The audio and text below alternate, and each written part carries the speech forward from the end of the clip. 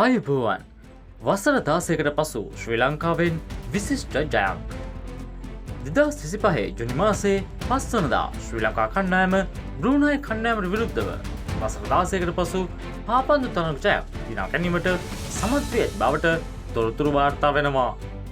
මෙසේ ජයගෙන ඇත්තේ තායිලන්තයේ පැවති ජාත්‍යන්තර සුවද පාපන්දු තරගයෙන් බවටයි ආරංචි.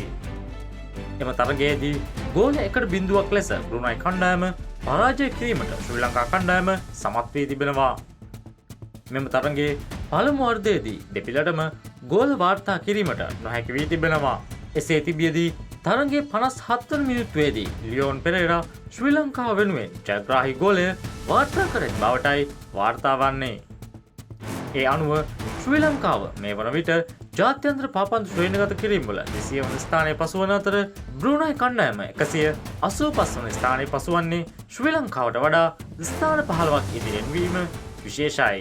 2009 වර්ෂයේදී අවසන් වරට ශ්‍රී ලංකා කණ්ඩායම විසින් බ්‍රූනයි කණ්ඩායම පරාජය කර ඇත්තේ ගෝල 5-1ක් ලෙස පහසු ජයක් ලබා ගැනීම බවටයි වැඩිදුරටත් සඳහන් වන්නේ.